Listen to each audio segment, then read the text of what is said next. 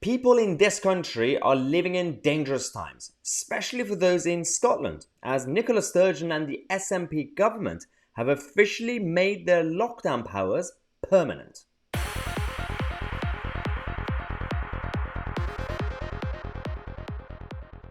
Hello everyone and welcome to another video. I do apologise, I get a lot of emails and comments saying, come on Maya, stop with the doom and gloom, give us some more happy and positive news, and I try on a daily basis give you guys some happy news as well, but this time you have to talk about the dark stuff as well because they are important. You have to raise awareness, you have to call out the establishment, especially tyrants like Nicola Sturgeon and her SNP minions who've now officially decided to make the lockdown powers and emergency powers that they were supposed to be emergency powers, temporary powers, they have made them permanent.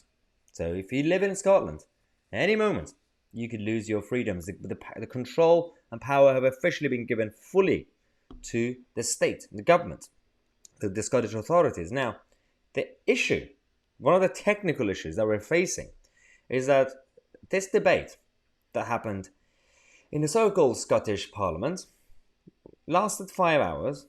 So on the surface, you think, oh, 5 hours, interesting. They spent hours debating it. Depending on how full the chamber is, that's one problem.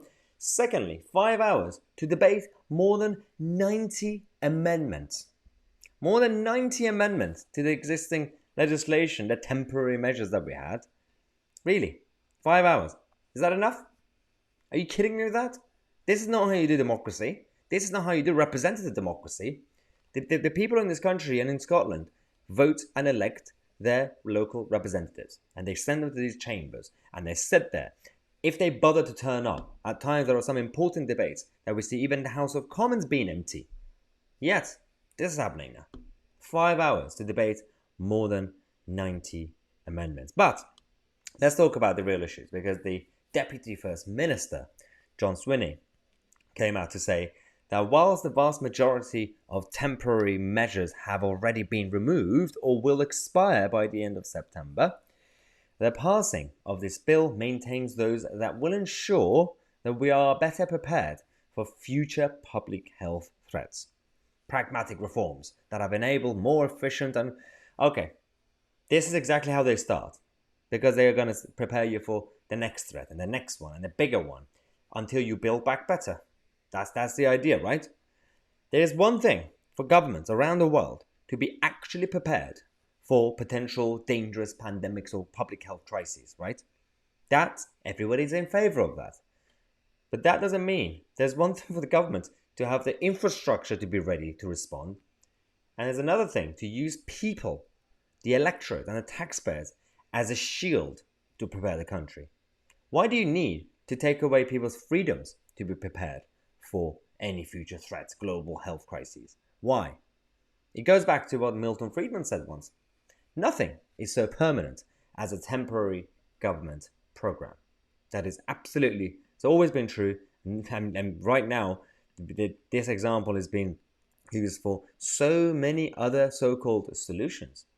The globalist elite who are sitting in the behind closed doors in their rooms, whether it is in Davos or other places, Bilderberg, they sit there, they make decisions in the interest of the planet Earth and humanity, right? That's what they say. They make blanket policies for macroeconomics to all the geopolitical issues because they treat all of us the same way. They don't realize that not only each nation and culture is different, each continent is different, but also in each country, cities, local areas, neighborhoods, villages, they all have different requirements. People have different demands and different needs.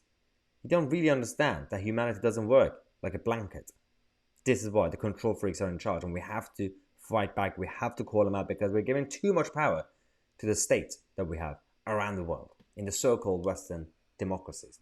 Now, I do apologize for another doom and gloom video, but we're going to come back. We will give you some happy news as well, so subscribe to the channel. I'm Tousi, and we are the media.